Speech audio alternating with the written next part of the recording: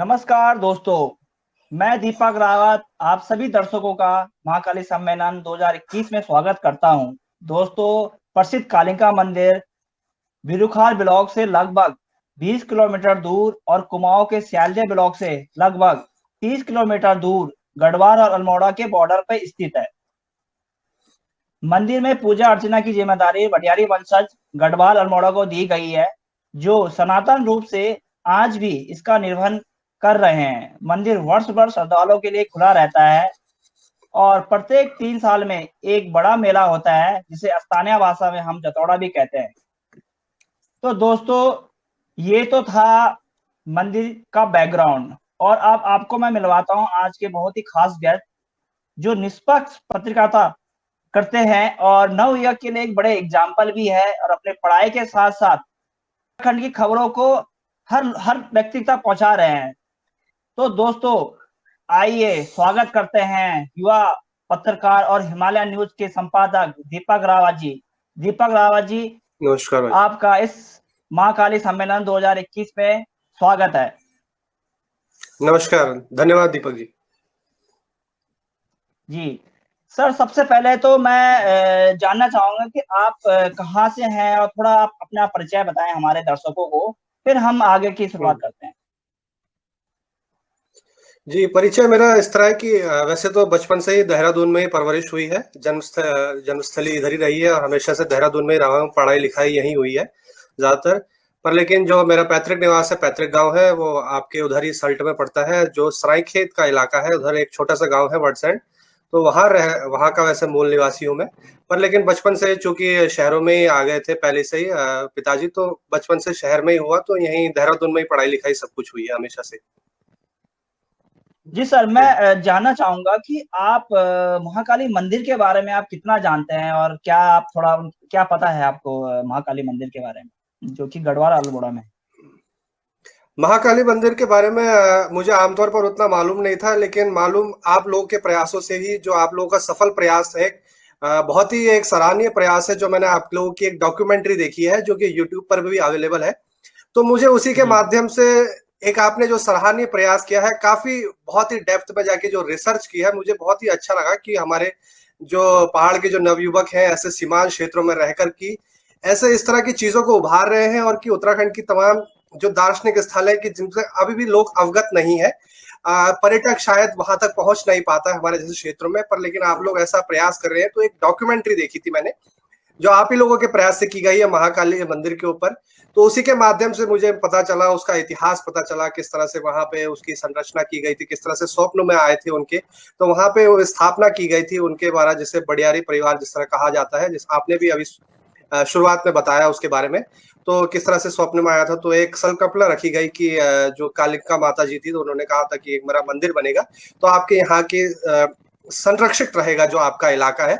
तो उस तब से वहां जी पे जी स्थापना हुई। लगातार इतने वर्षों से श्रद्धालुओं की भीड़ आती रहती है हर वर्ष, और बहुत ही गहन आस्था है। और तमाम अब इतना अच्छा मंदिर पहले तो इतना खास नहीं था, अब जिस तरह से तमाम अब इतना डेवलप किया गया है, बहुत कुछ किया गया है। मुझे जानकारी नहीं है इस बारे में, आपसे भी जानना चाहूंगा कि क्या वो देवस्थानम में आ गया है क्या अभी वो फिलहाल? हाँ, वो 51 शक्तिपीठों में से 51 एक शक्तिपीठों में जोड़े गए हैं, लेकिन अभी हमारे पास कोई इंफॉर्मेशन नहीं है प्रॉपर, कि यानी कोई लेटर नहीं मिला हमें इस तरीके का कोई भी। मैंने कहा लेकिन बहुत ही सराहनीय पहल कि आप लोगों के द्वारा कि ऐसी रमणीक स्थल को, जो अभी भी पर्यटकों की नजर से दूर है, शायद हम लोग आमतौर पर जानते नहीं है। जो भी पर्यटक आता है वो शायद रानीखेत की तरफ डाइवर्ट हो जाता है हमारी तरफ आने से पहले ही, तो इधर उधर इतना पर्यटन नहीं है। लेकिन आप लोग के जो माध्यम से, अब सोशल मीडिया के माध्यम से आप लोग एक नवीन प्रयास कर रहे हैं, जैसे आप जैसे युवा लोग, एक छोटा सा बूंद है, पर लेकिन वो शायद बहुत बड़ा सागर बनकर उभरेगा मुझे लगता है। जिस तरह से, क्योंकि जो एक उसमें व्यूज का सैलाब भी बहुत बड़ा आया, जिस तरह से मैंने यूट्यूब में आपके चैनल पे देखा था, और तमाम लोग लगातार देखते रहते हैं, शेयर करते रहते हैं। तो शायद वो अब भारत के अन्य क्षेत्रों में भी पहुंचने लगी है वो आपकी डॉक्यूमेंट्री। तो अब शायद मुझे लग रहा है आने वाले निकट भविष्य में पर्यटन की बहुत संभावनाएं होंगी, और पर्यटक भारी तादाद में पहुंचने भी वाले हैं वहां। जी जी, बहुत बहुत धन्यवाद सर इसके लिए। सर मेरा एक क्वेश्चन है आपसे कि हिमालयन न्यूज़ जो है, आप कब आपने हिमालयन न्यूज़ की शुरुआत करी है? और किस तरीके के आपको ये परेशानियाँ भी आ रही है इसमें, और क्या-क्या चैलेंजेज़ इसमें आपको आपके साथ हो रहे हैं? और आगे आपका क्या विचार है इसमें हिमालयन न्यूज़ के लिए? थोड़ा मैं जानना चाहूँगा जी कि आप हिमालयन न्यूज़ के बारे में हमें बताएँ, हमारे दर्शकों को बताएँ। जी दरअसल मैं इसके बारे में बता दूं, ये एक हमारे जो एक बड़े भाई थे या मित्र थे, उनका कोरोना काल में ये देहांत हुआ है पिछले वर्ष सितंबर के माह में। कोरोना से ग्रसित होके, तो आशुतोष मंगाई जी थे, बड़े भाई मित्र जैसे थे, तो उन्होंने इसकी संकल्पना की थी और इसकी शुरुआत की थी 2019 के शुरुआत में। तो उसके बाद उनकी इस मुहिम से जो इन्होंने एक छेड़ी थी कि वो एक तरह से इसको मिशन मानते थे कि हमको जो पहाड़ की जो समस्या है, आमतौर पर मुख्य समाचारों में या मुख्य समाचार पत्रिका हो अथवा मैगजीन हो, जो मेन स्ट्रीम मीडिया जिसको हम कहते हैं, वहां तक नहीं पहुंच पाती है और तमाम लोग जो हमारे उस ओर ध्यान नहीं दे पाते। तो उन्होंने एक मिशन की तरह इसको सोचा था कि जो पहाड़ की असल गंभीर समस्या है उनको हम इसके माध्यम से पहुंचाएंगे ताकि लोगों तक पहुंच सके। तो उन्हीं के माध्यम से मैं 2020 के शुरुआत में उनसे जुड़ा, तो हमने फिर दोनों मिलके साथ में चलने लगे। तो अ, पिछले साल कोरोना से उनका देहांत हुआ सितंबर के माह में। तो उसके बाद से अब अकेला अकेला अभी मैं संभाल रहा हूँ और फिलहाल अब मेरे साथ साथी हैं, जो 15-16 लोग जो भी साथी हैं, वो मिलके हम सब लोग चला रहे हैं इसको फिलहाल। जी, जी। सर ये बहुत ही सराहना कार्य है, और ये उत्तराखंड में ख़ैर पलायन और बहुत सारी समस्याएँ तो है ही, और कहते हम्म, हैं कि पत्रिका तो एक एक हिसाब से समाज का एक आईना है, तो जिसमें हम्म, आप कई तरीके से उसको दिखाते हो कि कुछ कहाँ पे हम्म, क्या-क्या परेशानियाँ हैं। और हमारे उत्तराखंड में तो मैं देखूँ कि एक संघर्ष ही रहा है, क्योंकि पहाड़ हैं तो हम्म, पहाड़ों में तो संघर्ष है ही। हम्म, और बहुत सारी चीज़ें भी हैं जो जो होनी है वहाँ पे, और पलायन हम्म, को लेके अब हम्म, लगातार पलायन यानी हो रहा है। उस हम्म, पलायन में कमी इतनी ज़्यादा नहीं है, लेकिन आपको देख के हमें लगता है कि आप न जैसे नवयुवक इस चीज़ के लिए शुरुआत कर रहे हैं और उत्तराखंड के लिए भी कार्य कर रहे हैं। एक उत्तराखंड को हम्म, बनाने के लिए भी बहुत प्रयास कर रहे हैं। तो इसके लिए भी हम्म, आपका बहुत-बहुत धन्यवाद। एंकर, अगर मैं एंकर की बात करूँ तो उसमें किस तरीके से हम तैयारी करें? और हम्म, क्योंकि हम अब अगर मैं मानो अपनी बात बताऊँ तो हमारे गाँव के क्षेत्र के लोग इतने ज़्यादा उस लाइन में जाते नहीं हैं। हम्म, और मैंने देखा है कि जैसे आज तक हो गया या फिर अदर्स चैनल्स जो हैं, जैसे बिहार के लोग ज़्यादा हैं, तो क्या हम्म, वहाँ पे मतलब इस किस तरीके से वो उस चीज़ को समझें, हमारे उत्तराखंड के लोग भी आगे निकल के आएँ इस चीज़ को लेके, एंकर्स के लेके या न्यूज़ के हम्म। लेके। तो आप क्या समझते हो कि किस तरीके की तैयारियाँ करें इस चीज़ के लिए, हमारे जो क्षेत्रवासी नहीं, हैं? पहले तो दीपक जी, मैं थोड़ा आपसे इस पर विचार में थोड़ी असहमति रखता हूँ, क्योंकि अगर हम दिल्ली का जो मीडिया देखें, अगर आप कभी फिल्म सिटी का दौरा लगाएंगे किसी दौरान नोएडा में, तो आप पाएंगे कि जितनी संख्या वहाँ बिहार के मूल निवासियों की है, उतनी ही संख्या में आज हमारा उत्तराखंड का भाई भी मौजूद है वहाँ, या लड़कियां भी बढ़ जी, चढ़कर जी। जा रही हैं हमारी उत्तराखंड की। तो इस और ऐसा नहीं है कि उत्तराखंड के लोग नहीं है, बिहार के लोग हैं वहाँ।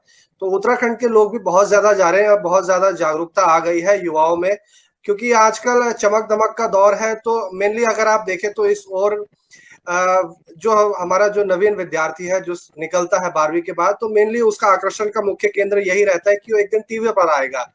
पर लेकिन अगर वास्तविकता देखा जाए तो पत्रकारिता केवल टीवी या चकाचौंध तक शामिल नहीं है, बहुत ही गहन है। और एक एक चेहरे को बनाने के पीछे बहुत से लोग शामिल होते हैं जो उस चेहरे को बनाते हैं, क्योंकि एक जो चेहरा हो जो आपको टीवी पर नजर आ रहा है, उसको भी लाने के लिए पीछे 10 लोग लगे हुए हैं, जो भी पीसीआर होता है या उस दौरान ये एक मेकअप करने वाला भी होता है या जो कैमरा चलाने वाला भी है। तो उस चेहरे को चमकाने के पीछे 10-20 लोगों का हाथ होता है, तो ही वो चेहरा चमकता है और उस चेहरे को हम देख पाते हैं। फिर दूसरी बात रही कि उत्तराखंड में किस तरह से क्या संभावनाएं हैं। देखिए, अब पहले का वो दौर नहीं रहा। पहले का तो दौर था वो जो 90 का दौर था या शुरुआती दौर था 2000 का। तब हम कहते थे कि जब बच्चा 12वीं के बाद निकलता है तो दो ही उसके पास विकल्प रहते हैं, या तो मेडिकल के उसमें जाएगा या इंजीनियरिंग के उसमें जाएगा। हमारे यहाँ तो खैर उत्तराखंड में या तो बेटा फौज में जाएगा या होटल में जाएगा, ऐसी हमारी जी, जी, धारणा जी, है। सही बात है। पर जी, जी। पर लेकिन जो आमतौर पर भारत में जो है वो पहले से यही रही है कि या तो मेडिकल में जाएगा या इंजीनियरिंग में जाएगा। पर लेकिन इस दौरान जो हाल के वर्षों में देखा गया है कि जिस तरह से विज्ञान या टेक्नोलॉजी का जितना प्रचार प्रसार हो रहा है, अब जिस तरह से सोशल मीडिया का नया दौर आया है, तो उसमें ये देखा गया है कि नई चीजें उभर कर आ रही हैं और नए कोर्सेज भी आ रहे हैं। जिस तरह से ये मास कम्युनिकेशन का दौर जैसे 90 के आखिर के दौर में आया था, शुरुआत में मास कम्युनिकेशन का एक कोर्स कर सकते हैं। बहुत से कॉलेज है हमारे उत्तराखंड में भी है, और जो कॉलेज है वहां भी आप मास कम्युनिकेशन का कॉलेज कर सकते हैं। अगर हमारा उत्तराखंड का कोई पहाड़ का भाई या बहन करना चाहती हैं तो बहुत से अभी भी देवभूमि यूनिवर्सिटी है, या अपना यहाँ देहरादून में डीएवी कॉलेज है, वहां भी ये पत्रकारिता का विषय होता है, पढ़ाई जाती है, वहां से भी कर सकते हैं। और अगर मुख्य तौर पर अगर कोई करना चाहता है पूरी तरह से, तो दो तीन बड़े संस्थान हैं जिनको, जिस तरह से हमारे इंजीनियरिंग में कहा जाता है कि आईआईटी बहुत बड़ी चीज होती है, या हमारे मैनेजमेंट में कहा जाता है देश में कि आईआईएम बहुत बड़ी तोप की चीज होती है कि वहां अगर पहुंचा जाए, तो इसी तरह हमारे पत्रकारिता में भी भारत में 3-4 संस्थान हैं जहां मुख्य तौर पर जो हमारे विद्यार्थी वहां जाने के प्रयास करते हैं। एक आपका आईएमसी है दिल्ली में जो मौजूद है, Indian institute of mass communication, इसको केंद्र सरकार चलाती है। फिर आपका चेन्नई में है एक, वो है ACJ, Asian college of journalism, उसको टाइम्स चलाता है। तीसरा एक माखनलाल चतुर्वेदी राष्ट्रीय पत्रकारिता संचार विश्वविद्यालय, जहां से स्वयं मैं पढ़ा हूँ, जो कि स्वतंत्रता सेनानी माखनलाल चतुर्वेदी जी की के नाम से बनाया गया और पत्रकारिता का बड़ा हब माना जाता है, जहां से मैं स्वयं पढ़ा हूँ। फिर उसके बाद एक जामिया आता है दिल्ली का, और हाँ जामिया, फिर ये 3-4 जो प्रमुख संस्थान है जहां से आप पत्रकारिता का कोर्स कर सकते हैं, और जिनको जो जाना माना नाम है। जी, जी, जी। बहुत अच्छी इन्फॉर्मेशन दिया आपने, क्योंकि मेरा एक और चीज है कि आप उसको न्यूज को कैसे क्रिएटिव बनाते हो। जैसे होता है कि हम एक नॉर्मल न्यूज को भी हमें क्रिएटिव बनाना था, क्या इसमें ये स्किल सब सिखाई जाती हैं या फिर क्या है ये, या यार ये बचपन से आदमी के अंदर एक यानी क्रिएटिवनेस बचपन से रहती है, या फिर ये एक इस कोर्स तरीके से एक तरीके का कोर्स है ये? नहीं, इसमें जो आपका कोर्स है इसमें सब कुछ सिखाया जाता है। बस फर्क ये होता है कि उसको व्यक्ति के अंदर जो, क्योंकि ऐसा कोई व्यक्ति नहीं होगा, मुझे नहीं लगता है कोई इस दुनिया में जिसके अंदर कोई कलात्मक चीज नहीं होगी। तो बस हमारा बस प्रयास ये जी, होना जी, चाहिए कि उसको कैसे निखारा जाए। आपके अंदर भी कोई कला होगी, या यो नरेश जी के अंदर भी कोई कला होगी, तमाम लोगों के अंदर हर कोई ना कोई कला लेकर जरूर पैदा होता है। बस प्रयास होता है उसको निखारने का जी, और जी, उसको उभारने का। तो यही जो प्रोफेशनल कोर्सेज होते हैं, यही उनका काम होता है कि उसको कैसे निखारा जाए, उस जो कलात्मक चीजें उनको कैसे बेहतर ढंग से की जाए। या अगर कोई फिल्म मेकर भी है, क्योंकि मास कम्युनिकेशन को मैं बता दूं, एक एक छोटा सा पहलू नहीं है, वो बहुत बड़ा वाइडर कॉन्सेप्ट है। उसके अंदर आपका अखबार की पत्रकारिता तो आती है, टीवी की भी आती है, साथ ही साथ रेडियो आता है, आपका फिल्म मेकिंग आता है। फिल्म मेकिंग के छात्र भी अगर जो फिल्म लाइन में जाना चाहते हैं, वो यहाँ पे हमको डायरेक्शन आ जाता है किस तरह से फिल्म मेकिंग बनाई जाए। हम छोटी छोटी शॉर्ट क्लिप्स भी बनाते रहते हैं। तो तमाम चीजें हैं, मैगजीन का है, और बहुत सी चीजें हैं जो इसमें की जाती हैं। बस वो चीज आखिर में बच्चे को यही चुनना होता है कि उसको करना क्या है, या टीवी में जाना है, या अखबार में जाना है, या रेडियो में जाना है, या मैगजीन के उसमें जाना है, या कुछ और, जैसे आजकल सोशल मीडिया का भी दौर चला उठा है, तो तमाम चीजें बहुत से उसमें रहते हैं। आखिर में बच्चे को मन बनाना पड़ता है। कुछ बच्चे डायरेक्शन में भी जाते हैं, तो वो मुंबई का भी रुख करते हैं इसके बाद। तो बहुत से पहलू है इसमें, वो चुनना बच्चे के ऊपर है, क्योंकि सब कुछ सिखा दिया जाता है, अंत में उसके ऊपर है। सर आपके साथ क्या चुनौतियां रहती है? जैसे न्यूज है, और मैंने एक चीज और देखा है कि हम उत्तराखंड में कोई मुझे बहुत बड़ा चैनल नहीं है। जैसे आज भी अगर हम हम्म, अखबार पढ़ते हैं तो अमर उजाला पढ़ते हैं, या तो इस तरीके से आप क्या हम उत्तराखंड को भी इस तरीके से कुछ कर सकते हैं, या एक ब्रांड की तरफ से न्यूज चैनल भी हो तो एक ब्रांड हो। जैसे मैं चाहता हूँ कि उत्तराखंड का ही चैनल हो लेकिन ब्रांडेड हो और पूरे जगह चलता हो। तो मैं मुझे कोई हम्म। ऐसा चैनल नजर नहीं आया, तो आप क्या अपने लिए भी इस तरीके से कोई विचार कर रहे हैं हिमालय न्यूज को लेके? और दूसरा मेरा इसी में एक क्वेश्चन जोड़ रखा है मैंने कि क्या क्या चुनौतियां होती है। चुनौतियां मीन्स कई बार आपको नेगेटिविटी भी लगती होगी, तो किस तरीके से आप वेरीफाई करते हो न्यूज को, वो क्या उसके लेके आप क्या समझते हैं? वेरीफाई के लिए तो देखिए, जैसे आजकल क्योंकि सोशल मीडिया का दौर है, तो फैक्ट चेकिंग का बहुत बड़ा अहम रोल हो जाता है। क्योंकि आजकल देखते होंगे आप, सोशल मीडिया में कुछ भी जो ये नए, हम आजकल जैसे नई पीढ़ी है व्हाट्सएप चलाती है, तो व्हाट्सएप एक यूनिवर्सिटी, एक नया एक करिकुलम चला है हमारे अभी मौजूदा दौर में। व्हाट्सएप में कुछ भी फॉरवर्ड हो जाता है, वही लोग उसको फॉरवर्ड करते रहते हैं, और वही झूठ पूरे देश और दुनिया में वही परोसा जाता है और लोग उसको यकीन मान लेते हैं। आमतौर पर ये देखा जा रहा है, तो इसको भी बड़ा महीनता से, पर लेकिन चूंकि हम एक मीडिया की भूमिका निभा रहे हैं, हम एक आम व्यक्ति नहीं है, आम से हम अलग हट चुके हैं, क्योंकि हम एक खबर परोस रहे हैं, जो हम बोलेंगे वही लोग देखेंगे, तो वो हमारे लिए एक चुनौती बन जाती है जब हम आम से खास बन जाते हैं।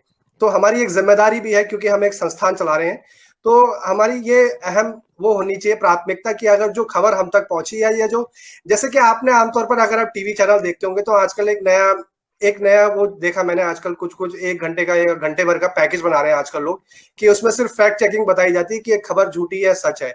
तो वो आजकल कई चैनल भी चलाने लगे हैं, मैं देख रहा हूँ कि वो जो पुख्ता उसको जानकारी मालूमात करते हैं, क्या ये वाकई में ऐसा हुआ था या ये वाकई में ऐसा नहीं हुआ था, तो उसकी हिस्ट्रीज में जाना पड़ता है। अगर कुछ कुछ जा रहा है उसमें कि किसी के बारे में ऐसा कह दिया गया है कि उसने कुछ ऐसा किया है, तो उसके बारे में हमको उसकी देखनी पड़ेगी, कुछ किताबें पढ़नी पड़ेगी, किताब में क्या वाकई में ऐसा लिखा है।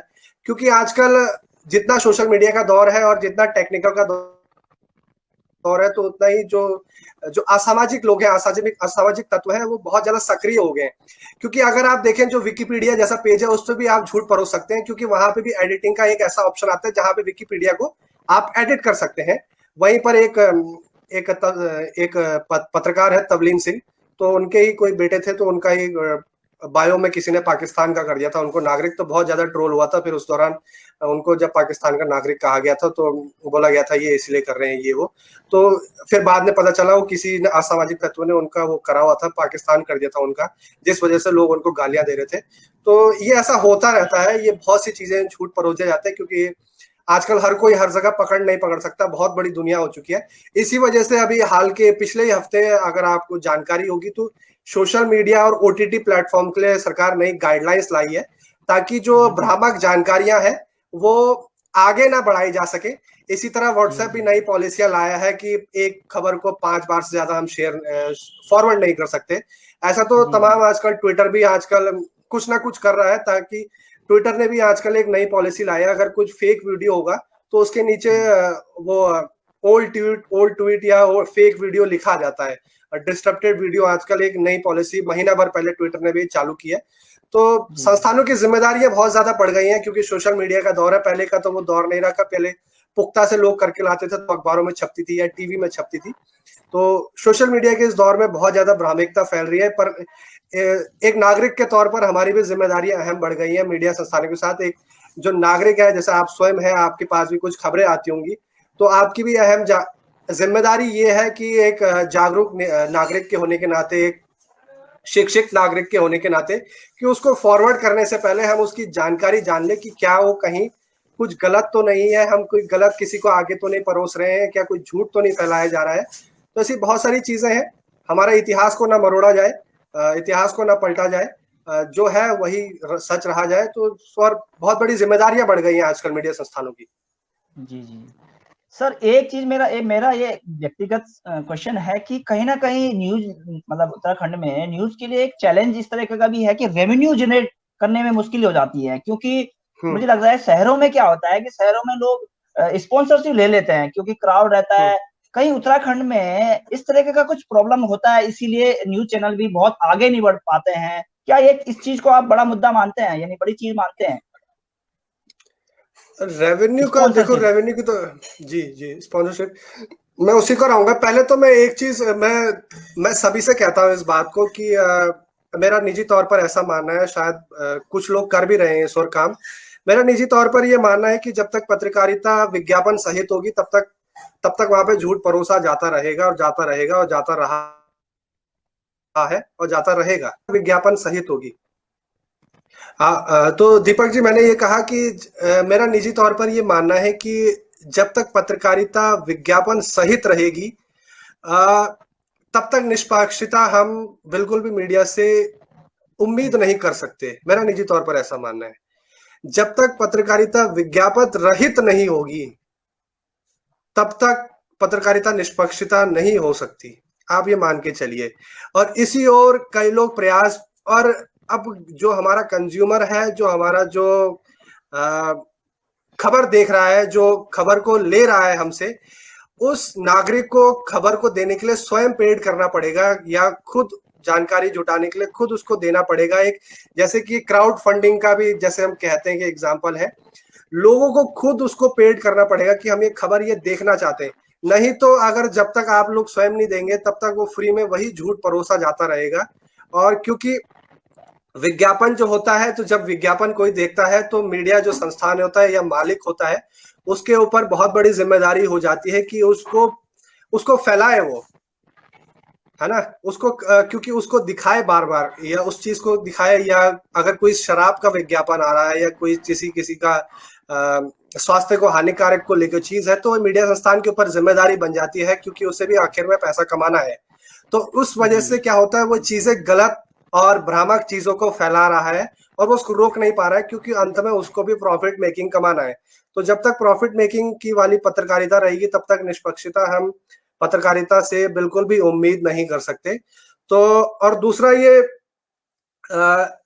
और ये मैं खुद नहीं कहता हूँ क्योंकि ये स्वयं 1932 में यंग इंडिया में महात्मा गांधी जी, राष्ट्रपिता महात्मा गांधी जी ने स्वयं एक लेख लिखा था यंग इंडिया में कि जो है पत्रकारिता जब तक विज्ञापन रहित नहीं होगी तब तक उसमें झूठ परोसा जाता रहेगा, निष्पक्षता नहीं होगी क्योंकि जो हमारा जो एडवर्टाइजर है, जो उसका मालिक है या जिसकी हम खबर दिखा रहे हैं, तो उसका भी दबाव रहेगा और हम नहीं कर पाएंगे। और फिर दूसरा ये कि बाहरी अंकुशता नहीं आनी चाहिए, अंदर से अंकुशता आनी चाहिए। हम स्वयं में अपने आप को रेगुलेट करें, अपने आप को मॉनिटरिंग करें मीडिया संस्थान की, हम क्या चल रहा है, क्या कोई बाहरी आकर हम पे दबाव ना डाले, तो ही हम एक निष्पक्ष होकर दिखा सकते हैं। जी सर। सर मैं आपकी सारी बातों से सहमत हूँ और आपने बहुत अच्छी तरीके से आंसर भी किया है।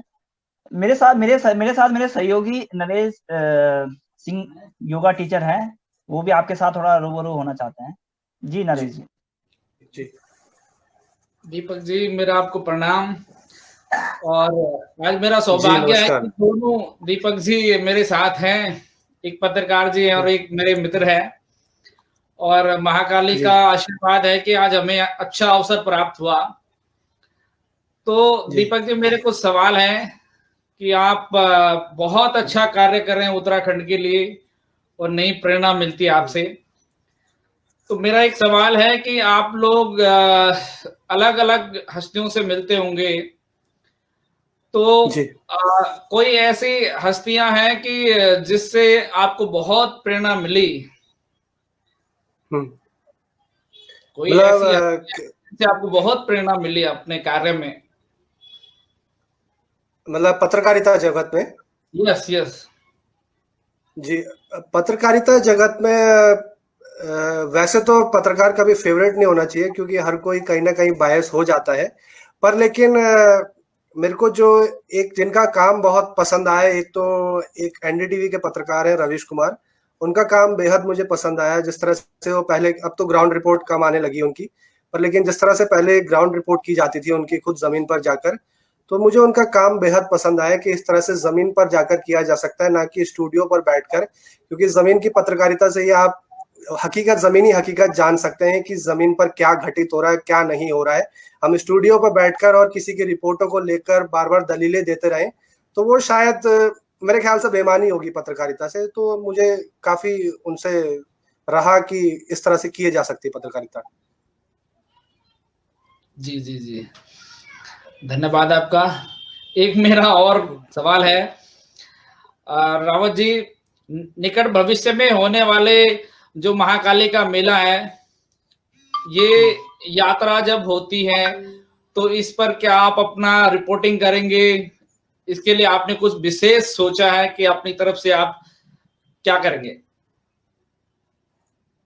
बिल्कुल, आपने बहुत ही अच्छा सुझाव रखा है। मैंने अभी तक सोचा नहीं था, पर लेकिन चूंकि अब आपने सुझाव दिया है तो मेरे को बड़ा अच्छा सुझाव लगा है, तो मैं आपसे पूरा विश्वास दिलाता हूँ और आशा करता हूँ कि जरूर करेंगे इस और, क्योंकि वो डॉक्यूमेंट्री मुझे बेहद पसंद आई थी और उसको आगे, उस चीज को और आगे बढ़ाना चाहिए, क्योंकि अपने क्षेत्र को और अपने क्षेत्र के लोगों को, और मेरा मानना है कि अपने क्षेत्र को ज्यादा प्रयास करना चाहिए। हर किसी का यही प्रयास होता है कि हम जिस जगह से आए हैं उस जगह को और बढ़ाना चाहिए वहां, और लोग समृद्ध हो और जगह वो फूले, वहां तक लोग पहुंचे, कनेक्टिविटी हर तरह से। तो जरूर हाँ, पूरा प्रयास करेंगे हम, अपने ही नहीं मैं जो अन्य संस्थान भी है उनसे भी आग्रह करूंगा कि वो आपके क्षेत्र में जरूर आकर एक बार भ्रमण करें और उन चीजों को अपने माध्यम से देश ही नहीं बल्कि विदेशों तक पहुंचाए। जी जी जी, ये मंदिर जो हमारा मंदिर है इसको और दर्शनीय मंदिर बनाया जाए तो कुछ सुझाव दीजिए, कैसे इस पर कार्य किया जाए। देखिए, एक जो मुझे बहुत बड़ी उधर जो कमी लगती है अपने उधर, जैसे कि मैंने पहले भी कहा कि पर्यटन की कमी है उधर बहुत ज्यादा। चूंकि उत्तराखंड का जो पर्यटन है मोस्टली वो धार्मिक पर्यटन पर आधारित है। मोस्टली जो यहाँ आता है, जो व्यक्ति आता है वो 4 धाम की यात्रा के लिए आता है, या उसके मन में, या मतलब अगर देखा जाए तो धार्मिक व्यक्ति ही आता है, अपने जीवन में चाहता है कि अपने माँ बाप को 4 धाम की यात्रा कराए। तो मैं अक्सर ये चीज मैंने अपने जीवन मैंने नोटिस करी है, खुद से वो करा आत्मचिंतन। तो मुझे अक्सर लगता है कि जो, क्योंकि 4 धाम जो है वो आपके इधर वाले इलाके में पड़ जाता है, चमोली या उधर के क्षेत्र में पड़ जाता है। तो जिस वजह से हमारे इधर का पर्यटन कभी बढ़ ही नहीं पाया, हमारे इधर कभी पर्यटक ही नहीं आता है। हम विदेशी की तो दूर छोड़ दें, पर लेकिन जो अपने यहाँ का देश का ही पर्यटक है वो ही नहीं आता है हमारे यहाँ। वो आता भी है तो क्योंकि हमने रानीखेत इधर अल्मोड़ा को बहुत ज्यादा प्रचलित कर दिया है, तो वो उधर से ही कट जाता है पहले से ही, हमारे इधर आने से पहले ही। तो इस और अगर हमें अपना काम करना होगा तो इस और मैं आपको एक और वाकया बताऊं, क्योंकि आपने बात छेड़ी है। तो एक किसी दिन हम भी एक मीटिंग में गए थे, तो वहां तमाम एनजीओज आ रखे थे। तो काफी कुछ बातें चल रही थी कि इस तरह से मतलब जो उत्तराखंड की जो रूरल इकोनॉमी है उसको किस तरह से बढ़ाया जा सके, यहाँ का जो ग्रामीण है उसको स्वरोजगार से जोड़ा जा सके, और जो ग्रामीण भारत है, जो ग्रामीण उत्तराखंड है, उसको स्वयं में स्वावलंबी और आत्मनिर्भर बनाया जा सके। तो किसी एक व्यक्ति ने बात ये छेड़ी थी, वो कहीं यहीं के रहने वाले, देहरादून के, एनजीओ चलता है उनका। उन्होंने बात छेड़ी, वो काफी लंबे अरसे से ये होम स्टेज पे बहुत काम कर, लंबे अरसे से, तो होम स्टेज की बातें बता रहे थे कि इस तरह से किया जा सकता है। तो मैंने भी मैंने भी काफी देर तक सुनी। फिर उसके बाद मैंने अंत में उनको ये कहा कि मुझे लगता है कि होम स्टे आपका वहीं प्रयास सक्सेसफुल हो सकता है जहां पर पर्यटन हो, क्योंकि पर्यटन, जो एक पर्यटक आएगा उसको होम स्टे, उसको ठहरने के लिए वो जगह चाहिए, क्योंकि वो अगली सुबह पर्यटन कर सके और पहले वो आपके यहाँ होम स्टे 1-2 दिन ठहरे और साथ में वहां जा सके। तो उन्होंने मुझे ये कहा कि नहीं, ऐसा नहीं है, मुझे गलत साबित करते। उन्होंने कहा कि नहीं, ऐसा नहीं है। हमने दरअसल उन्होंने, जो आप अगर नाम प्रचलित होगा उनका, सोनम वांगचुक जी, जो लद्दाख में रहते हैं, प्रख्यात वैज्ञानिक भी हैं, जो सोनम वांगचुक, जिनके ऊपर 3 इडियट्स फिल्म भी बनी थी। तो सोनम वांगचुक जी के साथ उन्होंने काम किया था। तो उन्होंने उन ऐसे इलाकों में होम स्टेज को डेवलप किया कि जहां पे बिल्कुल भी पर्यटन की संभावना ही नहीं थी, और आज उनका होम स्टे बहुत अच्छा चल रहा है। तो बोला कि इस और आप इधर भी प्रयास करेंगे हम, अगर आप बात करें तो। फिर मैंने कहा ठीक है। तो उस तरह से चीजें ये आए कि अगर पर्यटन जहां पर होगा तो होम स्टे जैसे चीजें निकल सकती हैं, और लोग स्वयं में स्वावलंबी और खुद में स्वरोजगार ढूंढ सकते हैं, और वहां के लोग खुद में ही आत्मनिर्भर हो सकते हैं। पर लेकिन पहली प्रायोरिटी ये होगी कि वहां पर्यटन होना बेहद जरूरी है प्राथमिकता के तौर पर, तो ही वहां पे पर्यटन निकल सकता है। और अगर पर्यटन होगा तो वहां के लोग, क्योंकि जिस तरह से मैंने चमोली, इधर रुद्रप्रयाग के इलाकों में देखे, वहाँ बाबा केदारनाथ है या बाबा बद्री विशाल है, तो वहाँ स्वयं में उनको इतना आशीर्वाद है कि उनको लोगों को कुछ करना ही नहीं पड़ता, क्योंकि इतना सब कुछ, इतना पर्यटन है। 6 महीने शीतकालीन सत्र में इतना लोग आते हैं वहां कि उनको कहीं जाने की जरूरत ही नहीं है। जबकि हमारे इधर के लोग इतना बाहर को पलायन हो जाते हैं, क्योंकि पर्यटन की संभावनाएं बिल्कुल भी शून्य है। तो इस और अगर ध्यान दिया जाए, सरकार अगर, जैसे कि हमारे कुछ मंदिर हैं, जैसे माँ कालिंका का मंदिर है, या आगे जैसे बिनसर का मंदिर है, अगर इन चीजों को और दर्शाया जाए, सोशल मीडिया जैसे आज बहुत ही आसान और सुलभ माध्यम बन चुका है, जिसको हर कोई इस्तेमाल कर रहा है। आप भी इस्तेमाल कर रहे हैं, मैं भी इस्तेमाल कर रहा हूँ। सोशल मीडिया के माध्यम से सरकार प्रयास कर सकती है, या उत्तराखंड टूरिज्म उसको प्रमोट कर सकता है कि आप आइए, यहाँ कुछ इस तरह से है, या कुछ वहां ऐसे कुछ कैंपिंग का किया जा सके, या अगर वहां कुछ एडवेंचर के साहसिक पर्यटन हो सके, एडवेंचर के खेल हो सके। क्योंकि मैं देख रहा था कुछ चमोली के ऐसे क्षेत्र हैं, सीमांत वाले क्षेत्र हैं, वहां की जो जिलाधिकारी वहां पे उन्होंने ऐसे-ऐसे इलाके खोज लिए जहाँ पे साहसिक पर्यटन को करवा रहे हैं अब वहाँ के लोगों को रोज़गार मिलने लगा है। अगर हमारे यहाँ भी जैसे बेहद अच्छी-अच्छी रमणीक जगह है, अ इतने सुंदर रमणीक हरे-भरे मैदान हैं, अगर वहाँ भी साहसिक पर्यटन जैसे होने लगे, पर्यटन बढ़ने लगे, तो वहाँ के लोग को भी खुद को स्वरोज़गार मिल सकेगा और पर्यटन बढ़ सकेगा। और जो पर्यटन से जब वो मंदिर में जब पर्यटन आने लगेगा, जो हमारा माँ कालिंगा का मंदिर है, तो वहाँ से जब पर्यटन बढ़ेगा तो अपने आप हमारे जो आस-पास के लोग हैं, निवासी हैं, क्षेत्रवासी हैं, वो स्वयं में ही स्वावलंबी हो सकेंगे, उनको कहीं बाहर जाने की ज़रूरत नहीं पड़ेगी। जैसे आप लोग स्वयं मुझे लगता है कि आप लोग खुद पलायन का भी एक तरह से या नौकरी या रोज़गार के लिए बाहर गए हैं। तो अगर इस तरह से वहाँ चीज़ें इनको धार्मिक पर्यटनों को बढ़ावा मिले या साहसिक पर्यटन को बढ़ावा मिले वहाँ, तो शायद हमारा युवा वहीं ठहर सकेगा और जो पानी और जवानी जो हम बात करते हैं, वहीं काम आ सकेगी। सर बहुत बढ़िया बताया आपने, बहुत अच्छे सुझाव दिए और एक बड़ी खुशी की बात है कि हमारे यहाँ पर एक कुमाऊं और गढ़वाल का अभी लेटेस्ट एक सड़क जुड़ी हुई है, जो गांव कोठा से लखोरा खाल, उसे खाली रह कहते हैं, महाकाली मंदिर के नीचे है।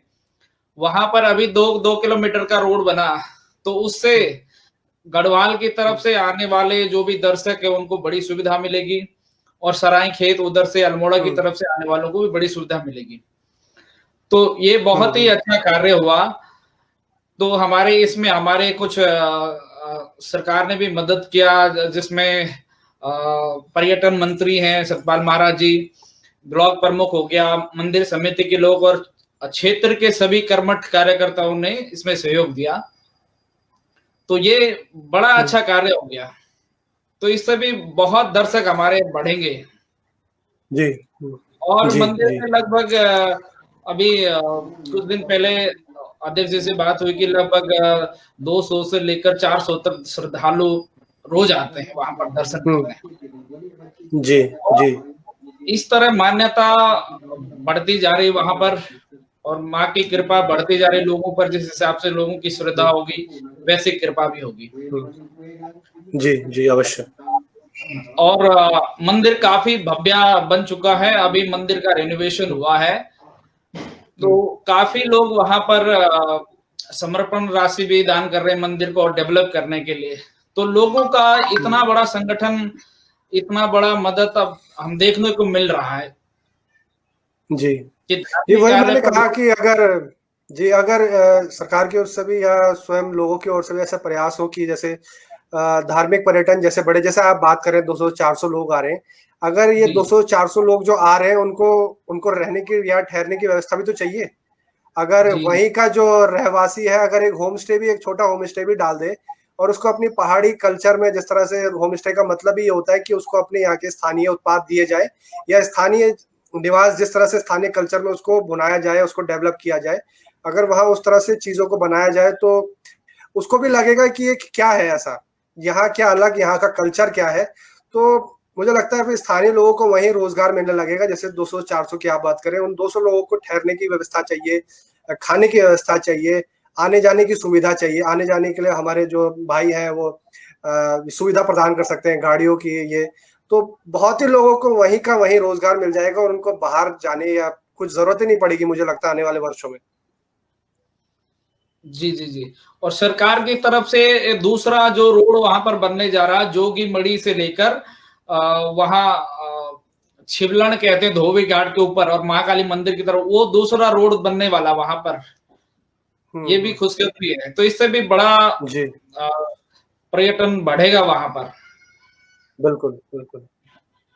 सरकार भी कार्य कर रही है और हमारे क्षेत्र के लोग अब काफी जागरूक हुए हैं कि हमें कुछ करना चाहिए। जी जी।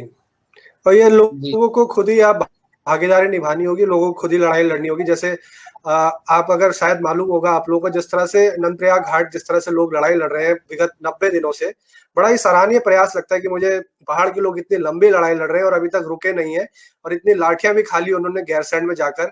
और उसके बाद अभी आज मैं एक देख रहा था, सेवा तेवा करके लोग 42 दिनों से लगातार श्रमदान करके सड़क बना रहे हैं, क्योंकि सरकार ने कोई सराहनीय पहल नहीं की अभी तक।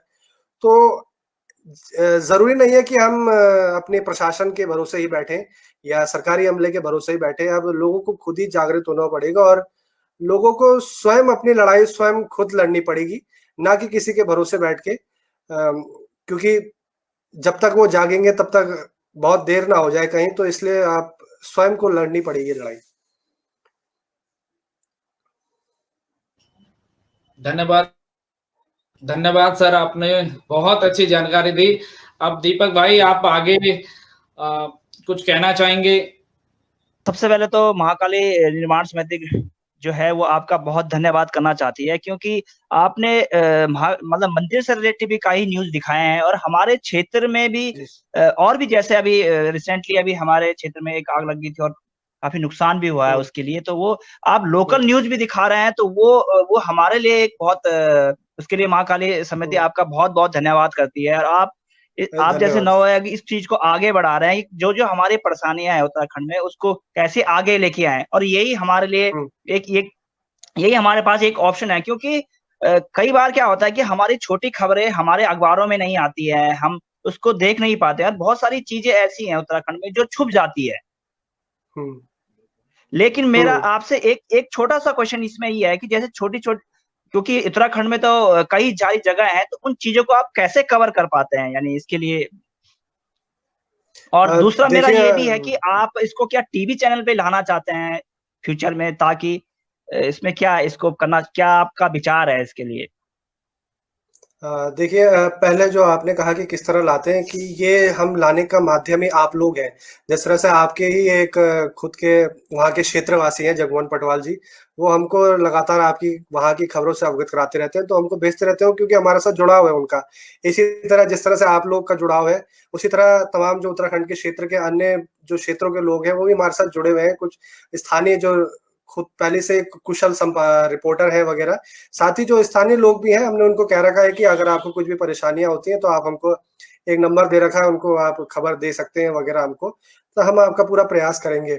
जिस तरह से हमने कई जगहों के लिए करा है हमने, जैसे एक द्वारा 8 का एक क्षेत्र था, वहाँ 30 दिनों से लोग लड़ाई लड़ रहे थे, वहाँ कोई वहाँ के पानी, ना सड़क की ना कुछ सुविधा थी, हमने दिखाई। तो उसके बाद वहाँ के जो विधायक है महेश नेगी को स्वयं आना पड़ा कि इतनी लंबी लड़ाई की, जब हमने उनकी लड़ाई लड़ी, तो ये लोग स्वयं हमारे पास जुड़ते हैं, तो हम उनके पास पहुँचते हैं, तो उनकी लड़ाई हम, फिर हमारी लड़ाई हो जाती है जिस तरह से। तो इसी तरह जैसे आपके भी स्थानीय है जगमोहन पटवाल जी, उन्होंने भी हमको भेजा था, तो इस तरह से हम दिखा रहे हैं। तो ऐसे स्थानीय बहुत से लोग जुड़े हुए हैं, जो हमारे साथ इस प्रयास में, एक मुहिम को साथ दे रहे हैं, आप जैसे लोग। फिर दूसरा, जिस तरह से आपने कहा कि टीवी पे लाने के लिए, ऐसा कोई अभी विचार तो नहीं किया है, क्योंकि उसके लिए बहुत मतलब क्या कहें कि बहुत बड़ा साधन और संपादन चाहिए, उसमें संसाधन बहुत कुछ चाहिए उसको लाने के लिए। पर लेकिन इसको और सोचा जाएगा भविष्य में, क्योंकि काफ़ी पहले हमने सोचा भी था, पर लेकिन जल्द इसको कुछ विचार करेंगे, क्योंकि संसाधन कुछ ज़्यादा चाहिए इसमें। जी सर, बहुत-बहुत धन्यवाद सर, आप इस कॉन्फ्रेंस में आए, और आपके लिए बहुत-बहुत शुभकामनाएँ फ्यूचर के लिए। बहुत-बहुत धन्यवाद। बहुत-बहुत धन्यवाद सर। धन्यवाद आपका सभी का बुलाने के लिए, बहुत-बहुत धन्यवाद। आप सबसे बात करके बहुत अच्छा लगा। बहुत